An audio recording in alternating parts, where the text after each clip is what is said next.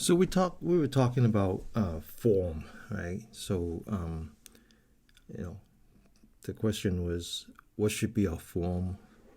What should we have more of? How can we do better? And the various forms that we were talking about was, as simple as how to sit, how to stand, how to walk, how do we get off our sitting mats, and then how do we return our sitting mats? There's always the right way to do things, right? And when we bow, how do we do that? How do we do a half bow? How do we do a full bow? What was on the altar? What do these statues stand for? Why do we burn incense? How do we offer flowers? And then we have the chant, right? We chant different sutras. They all have different translations. What's the correct translations? Then we also chant mantra. Then we talk about how do we do, or should we do teachers interview, and we talk about how in the Zen tradition we do the teaching. When we do the teachers interview, we should come with a question, and we talk about how sometimes the teacher would answer those questions, and sometimes they don't. It's all very mysterious. And then I overheard a comment in the back, and I didn't just want to turn around and see who asked the question, but it was a really profound question, which is, why do we even need to ask questions? What does that have to do with Buddhism and meditation and all that? And then I think Mark in front of us said, well, the question might not be relevant, but they're profound. So what does that all mean, right? What does form have to do with enlightenment? So when I was a professor a long time ago at UCLA, I taught mechanical engineering, and I taught my students how to calculate stresses, how to build better bridges and better airplanes and so forth. And one of the things that I have to talk about was gravity. So I always took my notebook and I held it up high and I let go, and it falls onto my table and it makes a big sound. And then I said to my students, I said, what is that? And the smart students would raise their hand and says, that's gravity. And I said, no, that's not gravity. We don't get to see gravity. Nobody has ever seen gravity. What we had just experienced is the effect of gravity. So let's think about that for a minute. And let's look back and say, what are we doing here? And so if I were to say that there's a gym, and the gym was designed for the body, where we're supposed to practice to enhance our health, increase the agility and robustness of our body so that we can live a happy life and promote longevity. I think everyone knows what that means, right? Everyone knows what a gym for the body means. We don't even have to say it. We just say gym. That's it. But what would I tell you that there is a gym for the mind? And it does for the mind what it does for the body, right? That is all about health and agility and robustness and wholesomeness and longevity and happiness, right? I think it doesn't take much to understand that. But then what does it mean? What does it mean to have a gym for the mind? So I think in that sense, Buddhism is the gym for the mind, except that there is no mind. What we experience is the effect of our mind, right? Because all we have are what we call the six senses, right? Or in Buddhism, it's called the sense doors. This is the physical. This is our physical existence, right? The six senses are the eyes, the ears, the nose, the tongue, and the body. In this case, when we say body, we meant the skin, right? Just because the entirety is the body. So, and finally, the sixth sense, the last sense is the mind. But here we only talk about the physical part of the mind, which is a cerebral, a big brain, right? So we don't actually get to see a mind. We know it exists, but we don't get to see it. We see it indirectly through our sensors, even our big brain, right? So what we do see is the effect of a mind. And what we're trying to do is create this gym for the mind so that we can achieve tranquility and calmness. And together we call that samatha, right? Because without that, our mind is hindered. Is hindered by negative energy, right? So the hindrances are the 5 hindrances. The first one is what we call attachment or clinging, that we are attached to our physical beings. We're constantly seeking sensory pleasures. We don't know the difference between needing something and wanting something, right? And that's, we all know what that is. That's one of the hindrances. The second hindrance is when we don't get what we want, or when we get too much of what we don't want. Our reaction is one of anger and ill will, right? It's the feeling of hostility, resentment, hatred, and bitterness. So that's the second hindrance. That happens all the time. Then the third hindrance is what we call sloth and inertia, right? We know we should do something about it, but we don't. We can't. We don't have the robustness. Or we don't have our mind is dull, right? We fall into depression. That happens, right? And then the opposite of that, right? That we it's like our mind says we should do something. We get all excited, but somehow we couldn't follow through. So that's the fourth hindrance. Is the restlessness and the constant state of worry, the inability to stay calm, being very hyper, right? So I'll tell you a funny joke about that. So one day I was traveling with my Dharma master, and we were in Phoenix. And we had a 3-day mindfulness meditation retreat.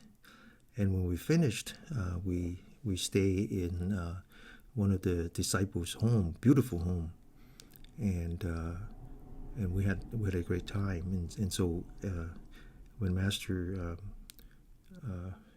rest, I was still out there, and I was talking to the student. And we talk about all kinds of things. And then at one point he says, well, my problem is that I can't sleep.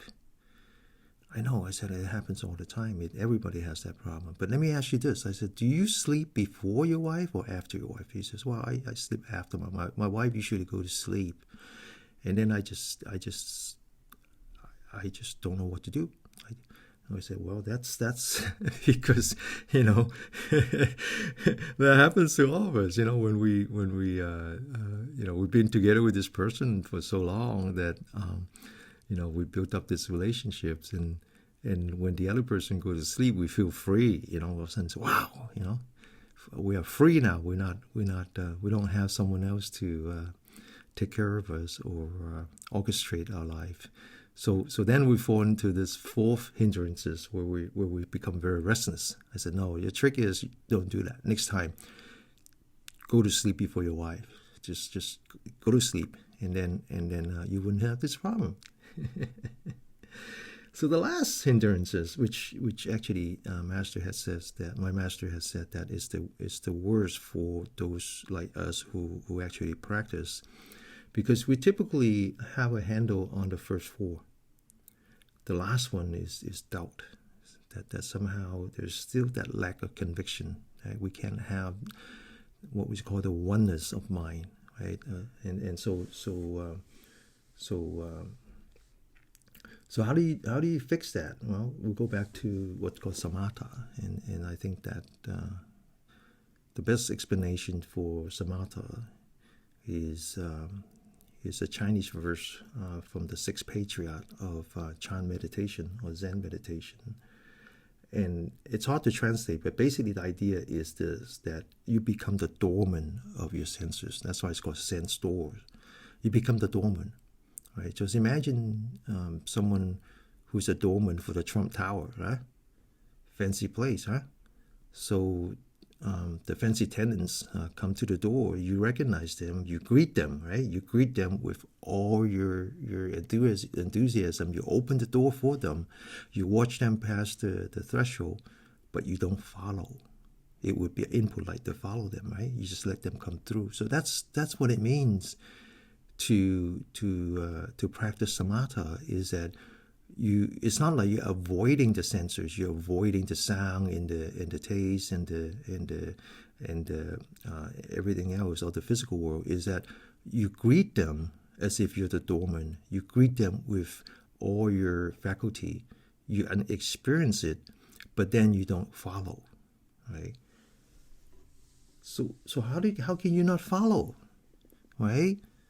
When I'm upset, it's the physical world encroaching my senses. I get upset, and then I get upset for a long time, right? It's not possible to not follow, right? So that's where the Zen meditation comes in, or the Chan meditation, or the mindfulness meditation, or the Vipassana meditation. These are just forms, right? Is that what they do? Is that we built a bridge between our physical being, our spirit, and our spiritual being. In other words, we built a bridge between a body and a mind. And in this case, we use a breath, right? So your breath would tell you about your emotional state. You can't experience emotional state all by itself, but you can experience the effect of that, and you just have to discipline yourself so that your breath becomes that tool, becomes that bridge.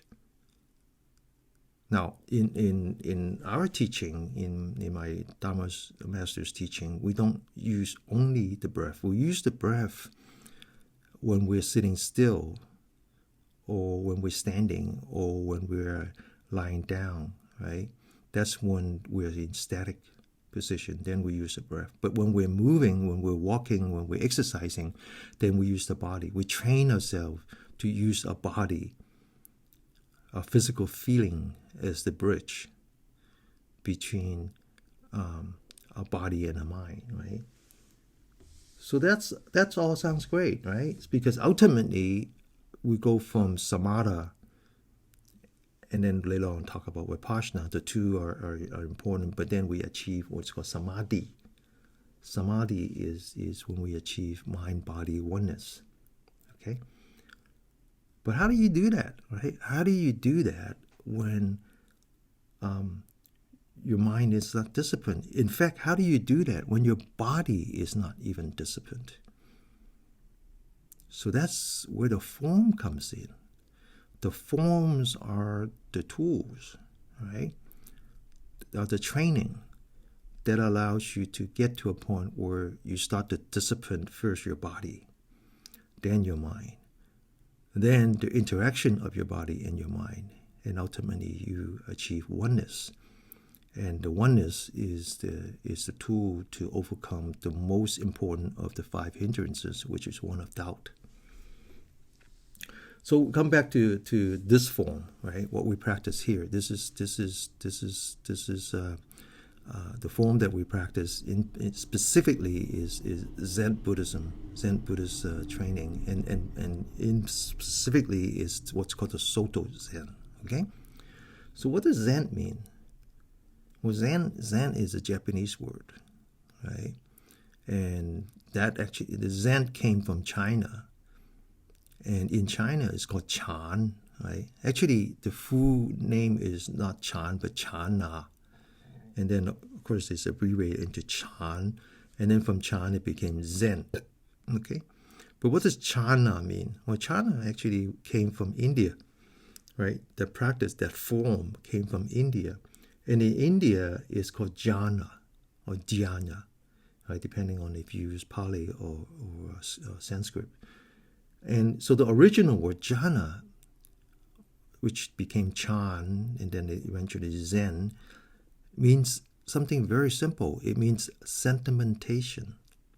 It means you let your bad thoughts settle, and when you're successful with doing that, then more of your good thoughts, more of your good mental actions will surface itself.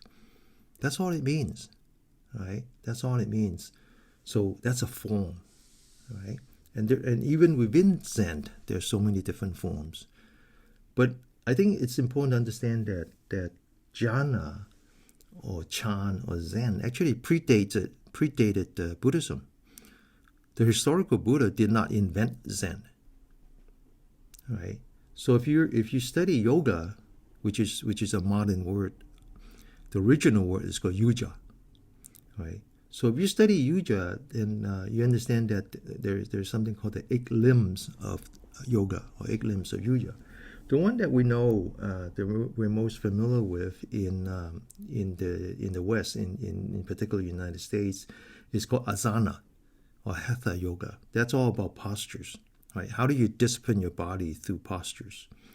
But there are more, right? So there is samadhi, and there is jhana, and there is what's called pranayama, which is in mindfulness training we call the anapanasati, right?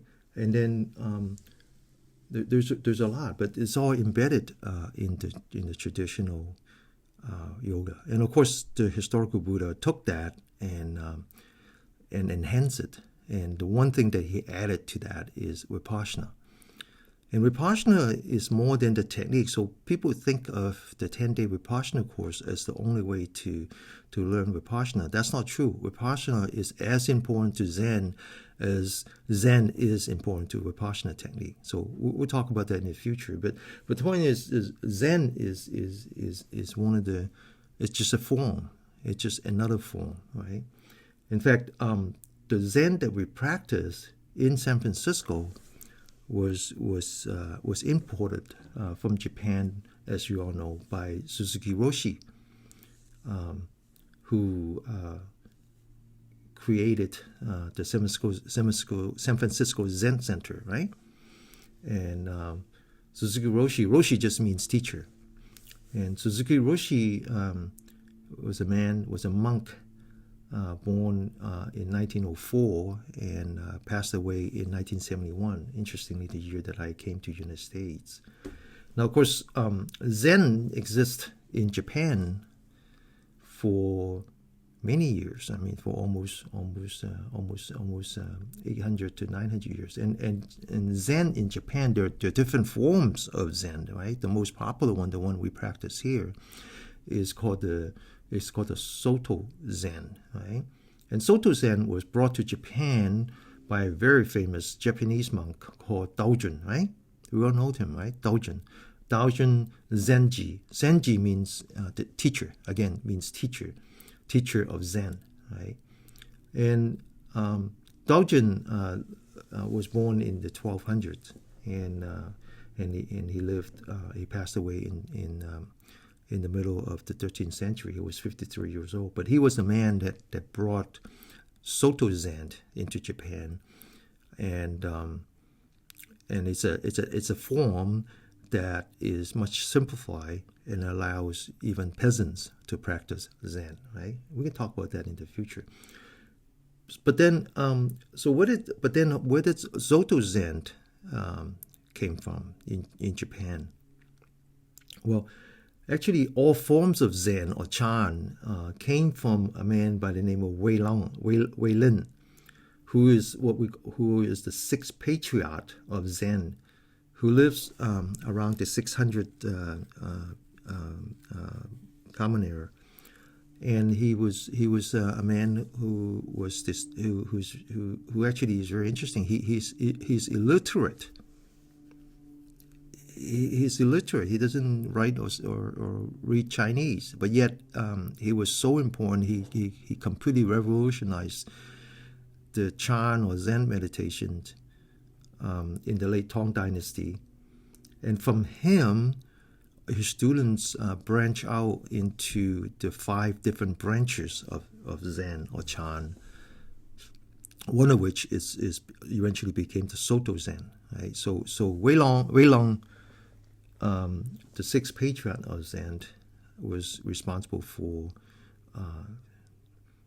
the Zen meditation more than anyone. Now, of course, who was the first? Everybody knows the first, right? So the first patriarch was a North Indian by the name of Bodhidharma, and he brought this practice from India to China and started this Chan movement, which later on became one of the 5 branches became the Soto Zen movement.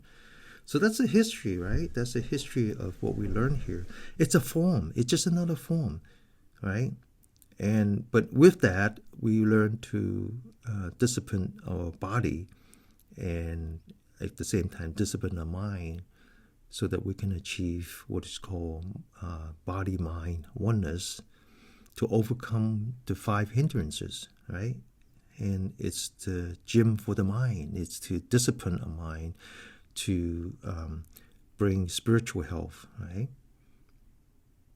So one of the questions that people ask me often is, Denny, what do you practice?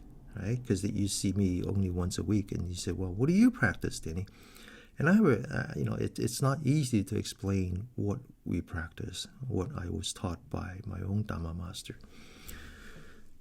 But if I want to kind of quickly explain it, you notice this chart that you have against the whiteboard, and that chart is very popular. So anyone who looks, who Google Zen Buddhism lineage will find something like this chart. And in this chart, you would find all the squares with names in it, all the one that I just mentioned, starting at the very top, which is Bodhidharma, the first patriarch. And if you look down, then it's the 2nd, it's the 3rd, and the 4th, and the 5th, and then eventually it's the 6th patriarch, Weilen, that I talk about. And from him, it branches out. You see how many different forms there are from that, the 5 different main branches of that, one of which is the Soto Zen. And if you look way down, then you see Daoyuan, Dogen, right? Dogen. And then from there, you can use imagination that becomes the Roshi, the Suzuki Roshi, who then brought it to India, to Japan. Sorry. Now, so where does my practice fit in? Where does my practice fit in? So if you look back up. So then you go the 1st, the 2nd, the 3rd, and then the 4th.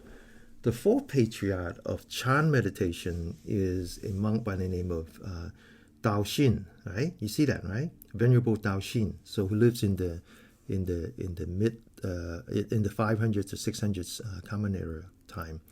Now, but you look across, right? Depending on which chart you use, either the left or the right. But there's a very interesting and distinct branch that goes across, and you see another monk by the name of Fa Yuan, right? Fa Run. And he's actually a disciple of Dao Shen, but he's actually more like a contemporary. And he learned the tradition, the Chan meditation tradition from the 4th patriarch. Well, as it turns out, Fa Yuan was also the founding abbot for a very famous temple in China called Tinling Temple. And not in this chart, but if you wanted to continue, then the 48th abbot of the same temple is another monk by the name of Ming Qi, who actually, interestingly, was born around the same time as Suzuki Roshi, but he lived until he was in his 90s, so he actually passed away in 1996.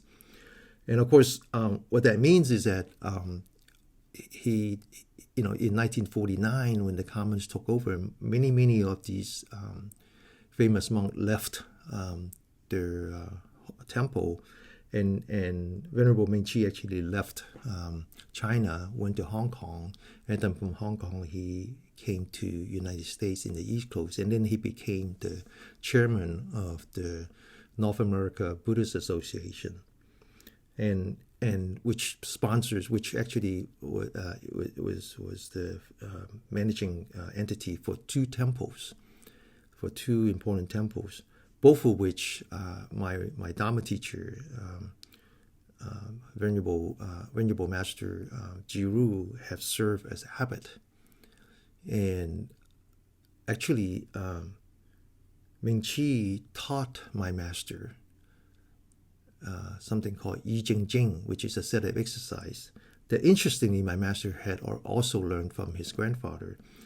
But the Yi Jing Jing, the set of exercise, supposedly was passed on from Bodhidharma himself, that became the basis for all the martial arts in China, including the famous Shaolin Temple martial art.